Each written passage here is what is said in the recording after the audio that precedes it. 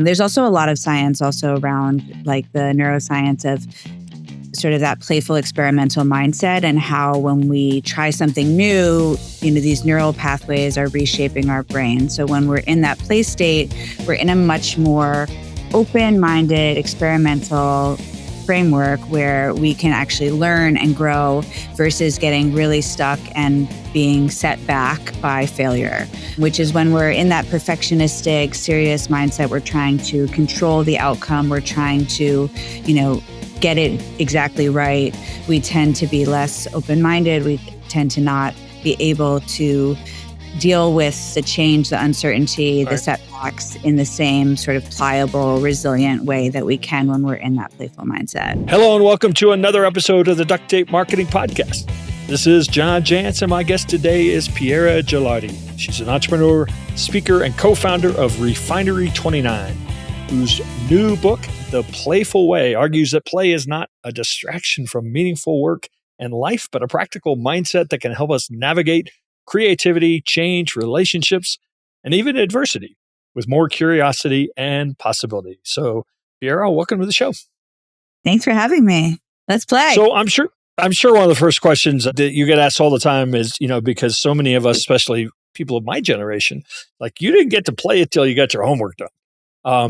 And so how or when for you, I should actually ask it that way, because you argue that it's not something that we earn, that it's actually something that enhances how we work. When did that become true for you?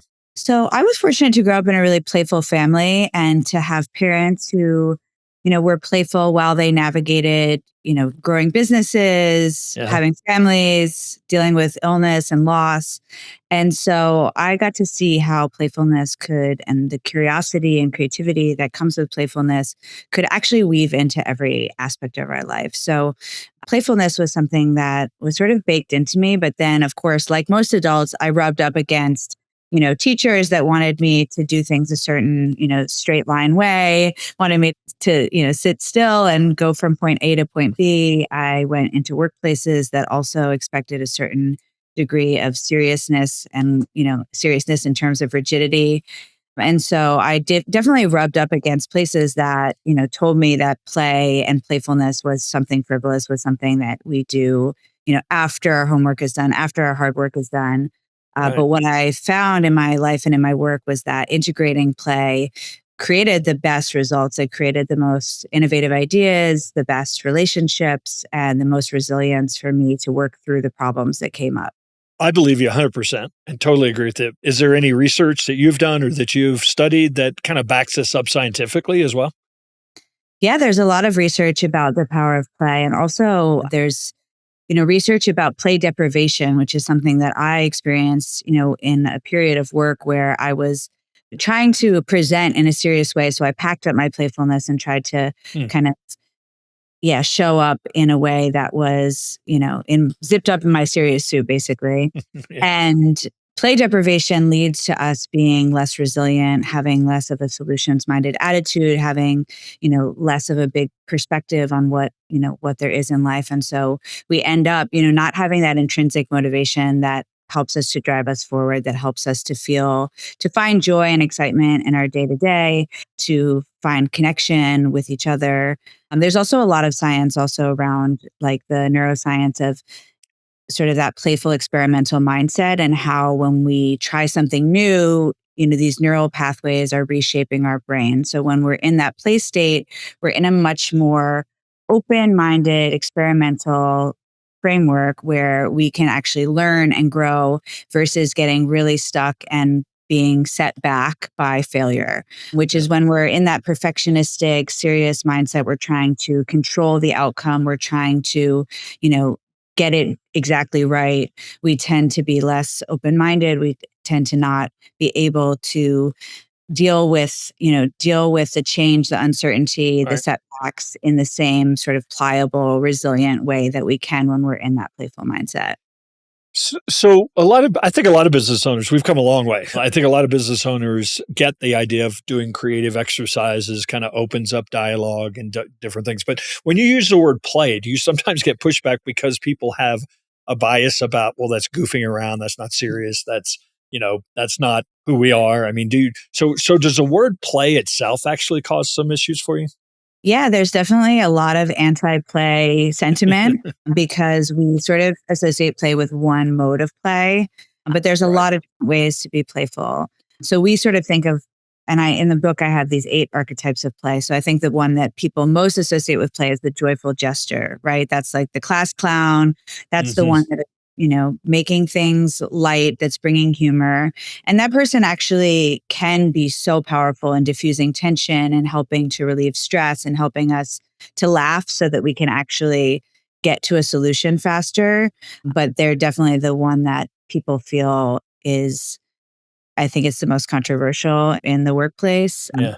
even though they really are powerful. And there's also a lot of research about the power of humor in problem solving, in stress relief, in relationship building. But that's only one way of being playful, right? That being humorous, being light. There's, curiosity is a huge element of play. So there's the curious questioner. That's someone that asks a lot of questions, that's intellectually going down these rabbit holes, and they're really powerful to have in the workplace because they help you to think differently by you know introducing questions and new ways of thinking. There's the visionary dreamer. That's the person that is, we might think of them as having their head in the clouds, right? They're often the negative side, as they're seen as the dreamer, the unrealistic one, but they're also the one that's looking beyond what is immediately in front of us. They're not trying to just replicate the same thing over and over again. They're really opening up possibility in new ways. So there are a lot of different ways to be playful. And so I think one thing that I'm trying to do is educate people about these different modes of play so that we can understand how to value them and how to bring them into the workplace in different ways. I imagine a lot of people, one of the use cases a lot of people probably can relate to is the idea of team building. There's Yeah. nothing sort of, you let your guard down, you're vulnerable, you do something that not you necessarily, you don't think is you, and team building. But talk to me a little bit about innovation, because I'm guessing that's a place where this really shines as well, because, innovation takes meaning you can't fail, you can't make a mistake. And, I think that's probably inherent in some play, isn't it? Yeah. So I think of it sort of, there's the pressured way and there's the playful way. Hmm. And the pressured way is when we're trying to control the outcome. We are rigid. We might feel like tight in our body. And that is often like when we're really zipped up tight in our serious suit and we're very afraid of failure. The playful way is when we have that curiosity to us, when we're looking at a problem from multiple different angles, we're floating unexpected ideas, and it allows us to really find these innovative ways to move forward. And so, yeah, play is the most effective brands and companies integrate some sort of play into what they do. The companies that are the most innovative know that's how you create experiences that people feel. That's how you go outside of the cookie cutter idea. Often when we go in that pressured way, we're just replicating past success, or copying other people's formats. We're not creating something new. And when you think about a kid, right, like they're looking at a cardboard box and they're seeing that it can be a pirate ship, it can be, it can be a spaceship, it's a closet, it's all these different things. And that's divergent thinking. And of course, Yeah. that's, we might not think that's a very practical example in the workplace, but if you're looking at a problem, you want someone that can think about all the different ways you could go about it. And so what play does is it opens up our minds, to that divergent thinking. And that's where the big solutions, the big unlocks come from. So I imagine, I'm just guessing, that you have a series of exercises that you could bring to people and say, okay, for the next 10 minutes, we're going to do X, Y, and Z. Can you showcase a couple of things that you find to be really effective at getting people to do whatever behavior it is the company's trying to support? Yeah. So a couple really simple ones, that I did a lot at Refinery 29 were, one is actually a physical shake break, Hmm. which, can be controversial in the workplace because people feel really self-conscious and, Yeah. it can be hard to get people to move. But honestly, I found it to be so effective because so often you're going into a meeting, right? And you're holding on to whatever frustrating conversation you had, or you're still thinking about, you know, how you're going to deal with the thing on your to-do list. Also, there can be a power dynamic. Like often when people were coming into my office, have a meeting with me, I'm the boss. They're feeling, Right. nervous about like, are they going to say the right thing? And so as the leader, I think it's really important to be the one that's making a fool of yourself to a certain extent. It doesn't have to be huge, but Lead by example. yeah, you need to be vulnerable. You need to be the one Yeah. that shows that it's okay to play because that's the only way to get people to do it. So when people would come into my office, I would say, okay, we're going to do, a 30-second shake break. I would do this improv exercise called Crazy Eights where you count down from 8, like shaking your one arm, the other arm, one arm, the one leg, the other leg. And what would happen is, it was like I'm being silly. So then everyone else, is following suit. And at the end, no one's cool. No one is, no one's serious. And we all kind of have let our guard down. It evens the playing field. It opens us up. It allows us to create a certain space where ideas can flow a little bit more easily. I'm also a big fan of just simple curiosity questions. So, and these can be really silly and just unexpected, or they can be on topic, but introducing questions that force people to, think in a new way, I think is a really simple and sort of low stakes way to bring play in. Another one is imagination. So a question I loved to float to my team was, what would need to be true for this to happen? Because so often we're sort of stuck on a problem. We're stuck on the old ways of doing things. Yeah. We're stuck on the Right. obstacles. So Why it sometimes, won't work.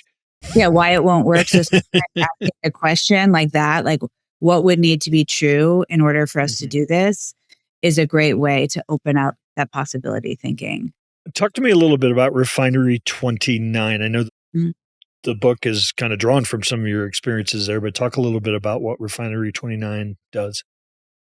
Yeah, so Refinery 29 is a global media company focused on 360 degrees of a woman's life. So everything from, health and wellness to beauty, fashion. And we started as we basically essentially started as a blog, and we grew into a company that was doing these huge experiential events across the US and internationally, doing, video, film, all kinds of different media outlets. So And yeah, so I started it when I was 24, and it was this small niche thing, and it grew into a company that had $100 million in revenue and 500 employees globally. So did some of the work that shows up in the book, did it come from those experiences and from what, how you kept those playful and energetic? Yeah, so the book is full of stories from a lot of different moments in my life, but some of the ones are from my time at Refinery 29, the problems that we solved and the innovation that we unlocked through bringing play into the workplace. I'm sure there's a fine line. I mean, people may listen to this, read the book, and go, "You're right. We need to bring more play in." How do you make it part of the culture and not a gimmick? We've all seen that. The CEO goes off to a conference and listens to a workshop, and the next thing for 5 minutes we're doing this now. So how do you bring it in as something that has value, that's not forced, that's not gimmicky, not performative? Mhm. Yeah, that's so critical. I think so often companies, when they want to integrate play, they sort of do that forced fun. The moment that employees feel is forced fun, right? And it's a one-off thing.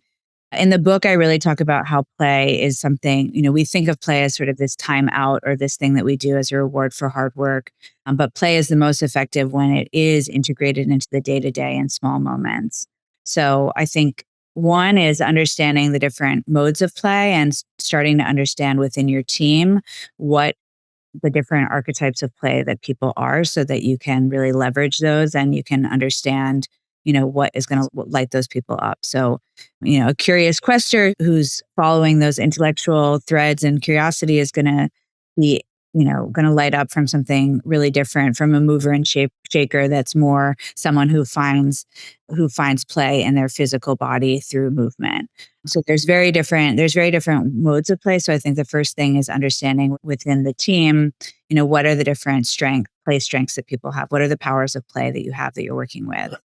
The next is I do this thing called plork, which is how do we fuse play and work in Mm. small moments? So that can be, that can be really small. It can be, introducing a curiosity question at the beginning of a meeting. It can be renaming meeting invites with something that's a little bit more whimsical so it doesn't feel like an Right. anxiety attack when you see your calendar.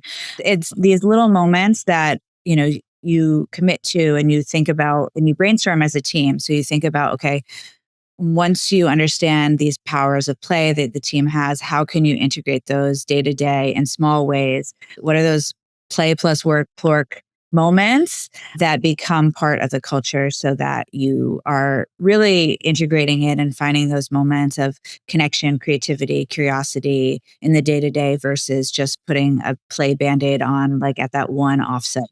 It's interesting. I hadn't really thought of people having play personalities, but it Yeah. sounds like that's a bit what you're describing. So we've talked mostly about internal team and culture. How could people use this in a marketing sense? So, in other words, be more playful in their public, what they're putting out there to be perceived as, a fun and playful company. Yeah. I think in terms of bringing it into a marketing context, it's really about, how can we do something different? How can we bring an experimental mindset to how Mhm. we market? I tend to find that when we think of things as an experiment, and again, there's this neuroscience around this, but when we think of something as an experiment, we open up a lot more possibility and we it stops feeling so high stakes that we can't fail, that we can't try new things. So I think one thing is, thinking about what are the experiments that we want to run here? What's something that would be interesting to try? Can we try it in a small way and then build off of that? That was something we did a lot at Refinery. We were constantly experimenting. So we'd say, for example, we did this huge experiential event called 29 Rooms that went to 7 cities. Hundreds of thousands of people came through. But it started from just one event where we said, we're noticing this behavior of how people are using Instagram. And so why don't we do something in our photo studio at the office where we invite photographers to come in? We give them all kinds of props, access to models and access to clothes, and let them, you know, express their creativity and tag us. And so that was the experiment, was just doing that. So it was a very low stakes, low cost experiment. And we saw this huge Instagram sharing that came from this one office event. And so then we said, okay, how do we do that again and like make it a little bit bigger? So then we did it, in partnership with a museum in New York. We brought in a fashion brand to, provide the looks, and we tried it again. And we again saw this huge, like, exponential return from it. And then it was like the next piece. Okay, like, let's pop up an event. It was a smaller scale event.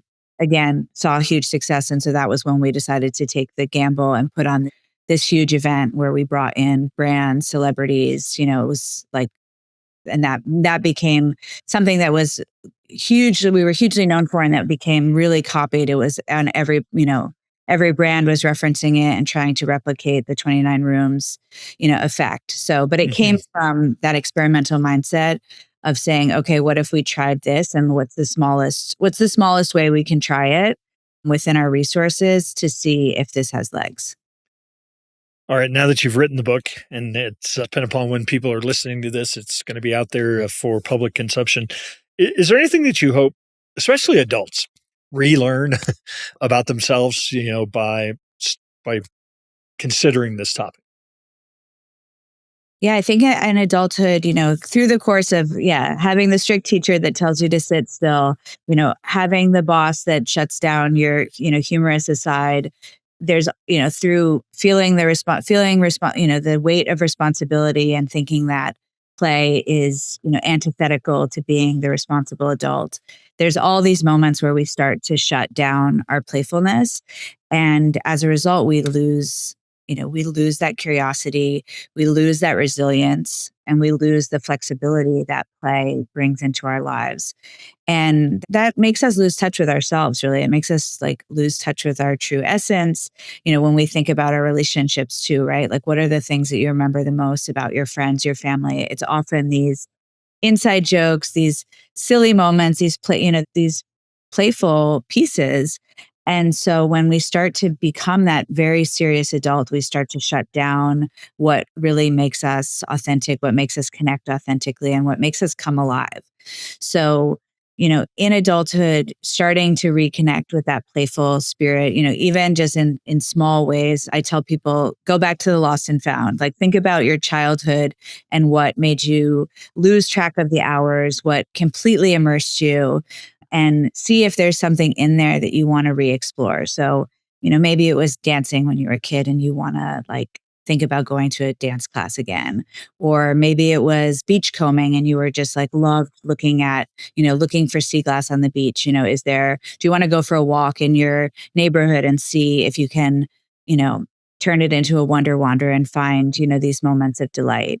So re-engaging, like starting in small ways, but just being open to the fact that, that playfulness is going to unlock a lot of richness and joy and aliveness in your life. So it's really worthwhile to pursue it. Play is not the opposite of seriousness. It's what makes seriousness bearable. It's what makes you find joy in the day-to-day and the mundane. Awesome. Well, I appreciate you taking a few moments to stop by the Yeah. podcast. Where would you invite people to find out more about your work, find out where they can pick up a copy of the book? Yeah, so they can pick up the book, The Playful Way. It's at all major booksellers starting April 7th. And you can find me on Instagram and Substack at Piera Luisa and my website, pieragelardi.com. Awesome. Well, again, Piera, appreciate you stopping by, and hopefully we'll run into you one of these days out there on the road. Yeah, thanks so much. Thanks for playing.